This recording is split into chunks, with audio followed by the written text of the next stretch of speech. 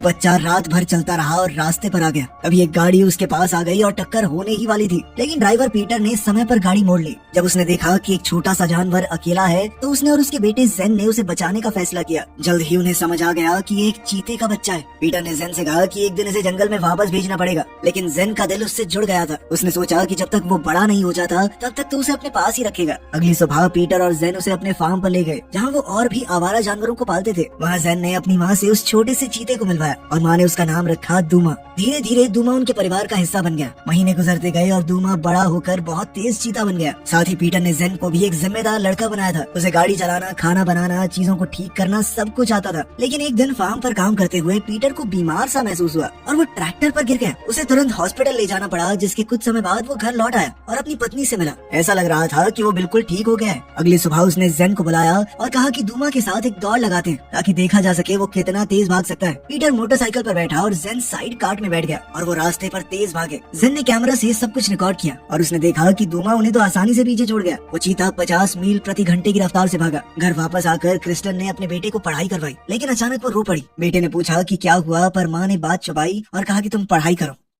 अगली सुबह जेन और दूमा ट्री हाउस में खेल रहे थे। तब पीटर वहाँ आया और कहने लगा कि अब समय आ गया है इसे जंगल में छोड़ने का। अब हम इसे अपने साथ नहीं रख सकते। दूमा बड़ा होने लगा है, उसे जंगल में अपने असली घर वापस जाना होगा। जेन अपने इस दोस्त को छोड़ना नहीं चाहता था, लेकिन पीटर ने जोर दिया और एक नक्शा दिखाया। उसने एक पहाड़ी दिखाई जो उनसे थोड़ा दूर थी। वहाँ पर दूमा बहुत अच्छे से रह सकेगा। पीटर ने वादा किया कि अगले हफ्ते हम पिकनिक मनाने वहाँ जाएंगे और दूमा के साथ अपना आखिरी दिन बिताएंगे। लड़के के पास कोई और रास्ता नहीं था तो उसने इंतजार किया, लेकिन एक रात जेन और दूमा को एम्बुलेंस की आवाज सुनाई दी। जेन भाग कर गया और अपनी माँ को देखा। उसने अपने बेटी को गले लगाया और कहा कि पापा की तबीयत और खराब हो गई है। इस बार पीटर बच नहीं पाया। अगली सुबह उसका अंतिम संस्कार हुआ। जेन ने अपने प्यारे पिता को एक आखिरी बार अलविदा कहा। अगले कुछ दिन उनके परिवार के लिए सबसे मुश्किल रहे। वो सब नए हालातों में ढलने की कोशिश कर रहे थे। फिर क्रिस्टन ने अपने बेटे से कहा कि हमें ये फार्म किराए पर देना पड़ेगा और हम शहर में जाकर रहेंगे। अब अपने पति के बिना ये सब कुछ संभालना उनके लिए बहुत मुश्किल था। इसीलिए अब जेन की माँ शहर में जाकर अपनी बहन के साथ रहना चाहती है। लेकिन जेन का अपने दोस्त दूमा को छोड़ने का बिल्कुल इरादा नहीं था। उसने फैसला किया कि वो दूमा को अपने पास ही रखेगा जब तक नेचर रिजर्व के लोग उसे लेने नहीं आते। आखिरकार घर बदलने का दिन आ गया। वो लोग पूरे परिवार के साथ जेन की मौसी के घर चले गए। जेन की मौसी को अपने घर में एक चीता देखकर बिल्कुल भी अच्छा नहीं लगा। क्रिस्टन ने वादा किया कि दूमा एकदम शांत है, वो कुछ नहीं करेगा। अगली सुबह क्रिस्टन ने जेन को अपने नए स्कूल पर छोड़ा और खुद नौकरी ढूंढने चली गई। दूमा सोफे पर बैठा था, लेकिन फिर वो बोर हो गया और उसने घर में घूमना शुरू कर दिया। अचानक वो डाइनिंग टेबल पर चढ़ गया, जिससे ग्वेन इतनी ज्यादा डर गई कि वो घर से भाग गई, वो भी दरवाजा खुला छोड़कर। इस वजह से चीता भागकर शहर की ओर निकल गया और जेन का पीछा करने लगा।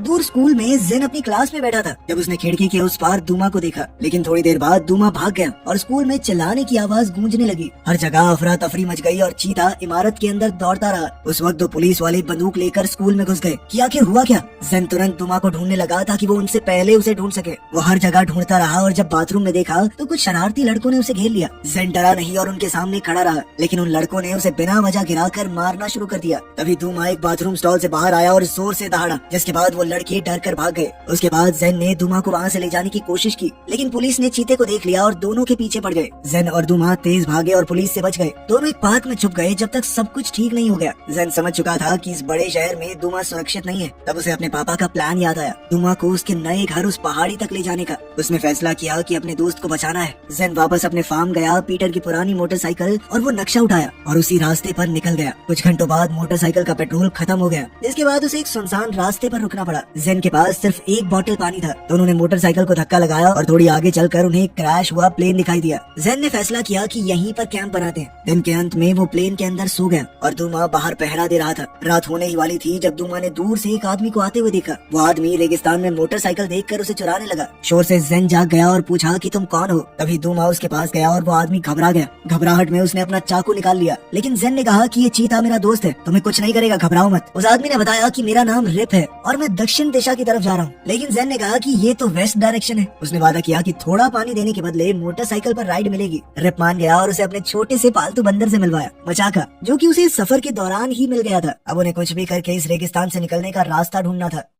प्लेन के अंदर देखते हुए जेन को एक पैराशूट मिला। पैराशूट को देखते ही उसे एक आइडिया आया। सुबह उसने पैराशूट को एक लकड़ी से बांधकर मोटरसाइकिल से जोड़ दिया। जैसे समुद्र पर हवाओं की मदद से जहाज चलता है, वैसे ही अब हवा मोटरसाइकिल को तेज खींचने लगी और वो लोग जल्द ही पूरे सूखे मैदान को पार कर गए। इसके बाद रिप और पानी ढूंढने गया। उसे एक जमीन का हिस्सा मिला जहाँ उसे लगा कि नदी जमीन के अंदर यहाँ हो सकती है। उसने खुदाई शुरू की और कुछ देर बाद इतना पानी मिल गया कि बाकी के सफर के लिए काफी होगा, लेकिन अभी के लिए खाना भी तो चाहिए। जब वो दोनों खाना ढूंढ रहे थे तो जेन ने दूर से एक बड़े ऑस्ट्रिच को देखा। उसने सोचा कि दुमा की शिकार करने की काबिलियत देखी जाए। उसने दुमा को इशारा किया और शिकार करने भेज दिया। दुमा भागकर ऑस्ट्रिच के पीछे गया और दोनों जंगल के अंदर गायब हो गए। कुछ मिनटों बाद जेन देखने गया कि हुआ क्या। उसने देखा कि वो ऑस्ट्रिच तो गायब था, लेकिन दुमा को उसके अंडे मिल गए थे। ये अंडे खाए तो जा सकते हैं, लेकिन रिप हंसते हुए बोला कि अगर ये चीता ऐसे रहेगा तो अफ्रीका के जंगल में जिंदा नहीं रह पाएगा, इसे असली शिकारी बनना पड़ेगा। जेन ने उसे नक्शा दिखाया और एक पहाड़ी की जगह बताई कि यहाँ पर दुमा सुरक्षित रह सकता है। मेरे पापा ने बताया था, सभी शिकारियों से दूर होगा वो। नक्शा देखकर रिप ने कहा कि अगर वहाँ पहुँचना है तो तुम्हें ओकावांगो से गुजरना पड़ेगा। ये बहुत ही खतरनाक जगह है, वहाँ से बहुत कम लोग जिंदा बच के निकल पाते हैं। रिप ने कहा कि बेहतर यही होगा तुम शहर चले जाओ और इस चीते को बेचकर अच्छे पैसे कमा लेना, लेकिन जेन ने मना कर दिया। उसने कहा कि वो अपने दोस्त को कभी नहीं बेचेगा। जेन के इरादे को देखकर रिप ने भी उसका थोड़ा और साथ देने का फैसला किया और कहा कि मैं थोड़ी आगे तक चल सकता हूँ तुम्हारे साथ। दोनों उस जगह की ओर निकल पड़े। रास्ते में जेन ने अपने पिता की पुरानी कंपास देखी जो वेस्ट की ओर इशारा कर रही थी। रिप दूसरे रास्ते से वहाँ जाना चाहता था। जेन को उस पर थोड़ा शक हुआ, फिर भी उसके पीछे पीछे चलता रहा। दोनों एक पुराने गाँव में पहुँच गए। वो जगह सुनसान थी और वहाँ इंसानों की हड्डियाँ बिखरी पड़ी हैं। रिप ने कहा कि शायद ये गाँव वाले किसी अजीब हमले का शिकार हो गए होंगे। उस जगह को देखते हुए रिप को एक तेज नोक मिली और उसने उसका इस्तेमाल करते हुए एक भाला बना लिया ताकि अगर कोई जानवर आ गया तो बचाव हो सके। वो और जेन गाँव में घूम रहे थे, तभी एक हेलीकॉप्टर आया और उनके ऊपर घूमने लगा। रिप ने कहा कि उसमें कुछ बुरे लोग हैं और लड़के से कहा कि जल्दी से दुमा के साथ एक घर में छुप जाओ। लेकिन असल में हेलीकॉप्टर के अंदर जेन की माँ क्रिस्टन थी जो अपने खोए हुए बेटे को ढूंढने के लिए पुलिस के साथ वहाँ आई थी। कुछ मिनटों बाद हेलीकॉप्टर चला गया। जेन को पता ही नहीं चला कि उसकी माँ वहाँ थी। धीरे धीरे रिप के ऊपर उसका शक बढ़ने लगा। रात को रिप ने आसपास आग जला दी ताकि शेर वगैरह दूर रहे। उसने जेन से पूछा कि क्या तुम्हें मालूम है चीते के चेहरे पर जो काली लकीरें होती हैं उनकी क्या कहानी है। लड़की ने कहा कि मेरे पापा कहते थे कि ये लकीरें धूप की रोशनी को आंखों में लगने से रोकने के लिए होती हैं। लेकिन रिप ने कहा कि इसके पीछे एक पुरानी कहानी है। एक बार एक बहुत छोटा चीते का बच्चा अपनी माँ से खो गया। मादा चीता ने उसे बहुत ढूंढा पर कभी नहीं मिला। उस मादा को बहुत दुख हुआ और वो दिन रात रोती रही। फिर वो लकीरें हर एक चीते के चेहरे पर दिखने लगी, माँ के दुख की निशानी के रूप में। इस कहानी के बाद वो सब सो गए। सुबह रिप थोड़ा और खाना ढूंढने निकल गया। उसे एक पुरानी हीरे की खदान मिली। वो अंदर चला गया ये सोच के कि शायद कुछ हीरे अभी भी बचे हों। जेन को अब रिप के ऊपर भरोसा नहीं था, इसीलिए वो दूना के साथ वहाँ से भाग गया। लेकिन तभी अचानक उसने अंदर से रिप की चीख सुनी और उसके गिरने की आवाज आई। जेन भागकर अंदर गया और देखा कि रिप मिट्टी में दबा हुआ था। उसने जल्दी से थोड़ी मिट्टी हटा दी ताकि रिप सांस ले सके। रिप ने धन्यवाद बोला और कहा कि बाकी मिट्टी भी हटा दो, लेकिन जेन ने मना कर दिया और पूछा कि पहले बताओ तुम मुझे कहाँ ले जा रहे हो। रिप ने कहा मुझे समझ नहीं आ रहा तुम क्या बोल रहे हो, एक बार निकालो तो फिर करते हैं ना बात। तब लड़के ने कहा कि मैं जानता हूँ हम लोग दक्षिण दिशा की तरफ जा रहे हैं, लेकिन मुझे उस तरफ जाना ही नहीं। उसे शक था कि रिप उसे शहर ले जाकर दुमा को बेचना चाहता है। उसके मन में लालच आ चुका है। रिप ने सफाई देते हुए कहा कि मैं बस पहाड़ों के साइड से होते हुए जा रहा हूँ, ये थोड़ा सेफ रास्ता है और कुछ नहीं। लेकिन जेन ने उसकी बात नहीं मानी और उसे वहीं छोड़ दिया। जेन ने रिप का बैकपैक उठाया, साथ ही मचाका को भी ले लिया और दुमा को सही जगह पहुँचाने वाला अपना सफर दोबारा से तय किया। कुछ घंटों बाद दोनों दोस्त पहाड़ों के नीचे एक लंबी नदी पर पहुँचे। मैप के हिसाब से तो उन्हें उस नदी को पार करना होगा, तभी वो अपनी मंजिल तक पहुँच पाएंगे। अपने पिता के सिखाए तरीके से जेन ने एक छोटा सा राफ्ट बना दिया और फिर नदी में कूद गया। वो नदी में थोड़ा सा नीचे की तरफ गए। पानी पहले तो शांत लग रहा था, पर कुछ ही मिनटों बाद दुमा अजीबोगरीब हरकतें करने लगा। जेन ने जैसे ही आगे देखा तो वहाँ बहुत से पत्थर थे। लड़का राफ्ट को दूसरी तरफ ले जाने की कोशिश करने लगा, पर तेज धार ने राफ्ट को उलट दिया। तीनों पानी में गिर गए और बाहर निकलने के लिए जूझने लगे। हालत और खराब तब हो गई जब एक मगरमच्छ के झुंड ने उन पर हमला कर दिया। जेन ने रिप का भाला उठाया और खुद को बचाने की कोशिश की। किसी तरह किस्मत से बचते बचाते वो लोग किनारे तक आ गए और मगरमच्छों का खतरा टल गया। इस घटना के बाद वो एक बड़ी कॉर्नफील्ड से गुजरे। दूसरी तरफ पहुंचकर जेन ने एक बड़ा सा झुंड देखा, अफ्रीकन भैंसों का। मचाचा उनकी आवाज से डरकर भाग गया। दुमा अब एक भैंस को पकड़ने के लिए तेज भागा। जेन उसे देख नहीं पाया और वो भी उसके पीछे चला गया। पर फिर कई घंटे बीत गए और दुमा का कोई पता नहीं मिला। ऊपर से रात होने वाली थी जब जेन एक बहुत ही आसान शिकार बन जाएगा। फिर भी जेन ने हार नहीं मानी और अपने दोस्त को ढूंढता रहा। आखिर में उसे एक जंगल मिला जहाँ उसका सामना एक जंगली सुअर से हो गया। जेन डर के मारे पेड़ पर चढ़ गया। तभी एक जहरीले मकड़े ने उसके चेहरे पर चलना शुरू कर दिया। उसने उसने अपने आप को एकदम शांत रखा जब तक वो जंगली सुअर वहाँ से चला नहीं गया। इसके बाद जेन नीचे आया और दूमा को ढूंढने लगा। दूमा दरअसल जंगल के बीच एक जाल में फंस गया था। चीते ने खुद को छुड़ाने की बहुत कोशिश की पर वो शिकारियों के बनाए पिंजरे में फंस चुका था। ये शिकारी जंगल के जानवरों को बेचने का काम करते हैं। जेन को जल्दी अपने दोस्त को बचाना था। जंगल में ढूंढते वक्त अचानक उसके चेहरे पर वही बंदर कूद गया। वो जेन को देखकर बहुत खुश था और वही जंगली सुअर वापस आ गया और उनके पीछे दौड़ने लगा। जेन भागने लगा पर कुछ देर बाद गिरकर बेहोश हो गया। ऐसा लग रहा था मानो सब कुछ खत्म हो गया हो। लेकिन फिर कुछ देर बाद जेन आग के पास होश में आया।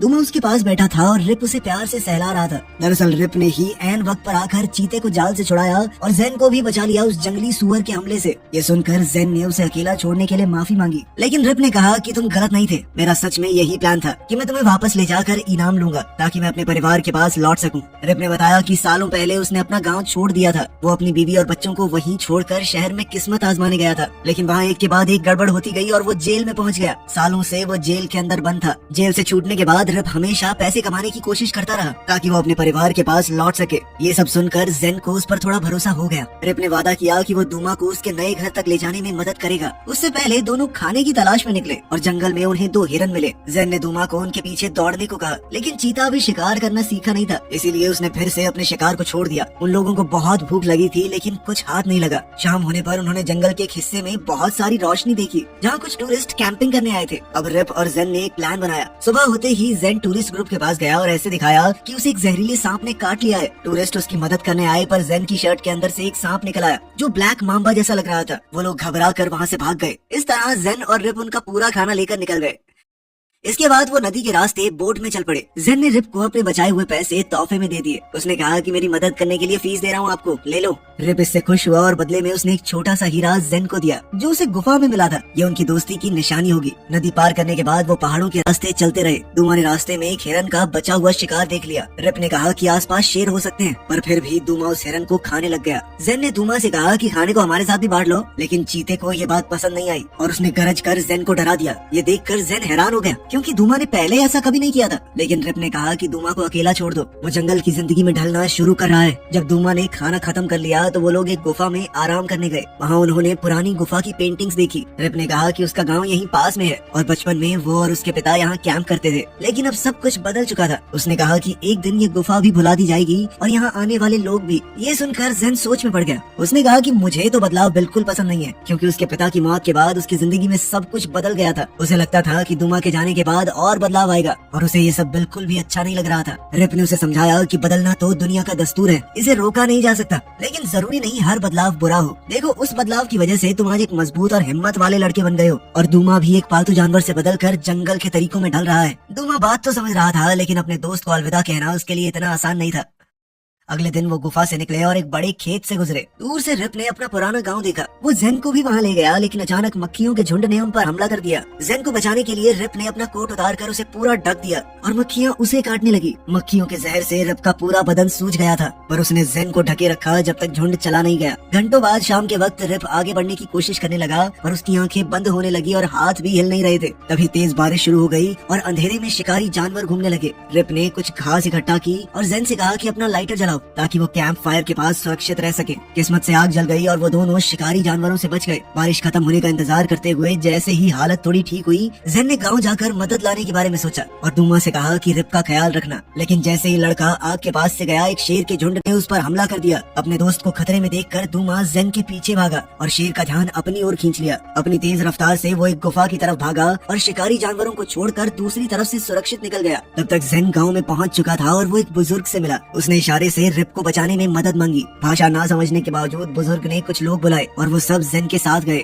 उन्होंने रिप को आग के बीच में सोता हुआ पाया। वो लोग जैसे ही उसे वापस लाए, जेन अपने दोस्त को बुलाने लगा। तभी दूमा ने एक और चीते की आवाज सुनी और उसे देखने चला गया। अगली सुबह जेन गांव के बाहर इंतजार कर रहा था, जबकि बुजुर्ग लोग रिप का इलाज कर रहे थे। गांव वालों ने अपनी जड़ी बूटियों की मदद से रिप के शरीर से मक्खियों का जहर पूरी तरह निकाल दिया। होश आते ही उसने अपनी पत्नी, 2 बच्चों और माँ को देखा। रिप रो पड़ा और इतने साल गायब रहने के लिए माफी मांगने लगा। फिर उसने जेन को बुलाकर अपने परिवार से मिलवाया। परिवार ने जेन का शुक्रिया अदा किया। जेन इस बात से खुश था कि रिप एकदम ठीक हो गया, लेकिन दूमा के वापस न आने से परेशान भी। कुछ देर बाद वो गांव छोड़कर दूमा को ढूंढने निकल गया। थोड़ी दूर जाकर उसने 2 चीते देखे जो एक हिरन का शिकार कर रहे थे। उनमें से एक दूमा था जो पूरी तरह जंगल का हिस्सा बन चुका था। ये देखकर जेन को अपने पिता की बात याद आई कि दूमा को उसके असली घर में ही जीने देना चाहिए। दुखी होकर जेन वापस मुड़ने लगा, पर तभी दूमा उसके पास भाग कर आया और उसे प्यार से छुआ जैसे वो हमेशा करता था। जेन ने भी उसे प्यार से अलविदा कहते हुए कहा कि मैं तुम्हें कभी नहीं भूलूंगा। रिप ने दोनों दोस्तों को जुदा होते देखा और जेन को अपने पास बुलाया। लड़की की आंखों में आंसू आ गए। कुछ दिन बाद हम क्रिस्टन को देखते हैं जो अपने फार्म पर काम कर रही थी, इस उम्मीद में कि उसका बेटा वापस आएगा। और फिर जेन सच में वापस आ गया अपने पिता की मोटरसाइकिल पर। उसने रिप की ट्राइब के कपड़े पहने हुए थे। उसके साथ उसका नया दोस्त मचाका वो बंदर भी था। अपने बेटे को देखकर क्रिस्टन उसके पास दौड़ी और उसे गले से लगा लिया।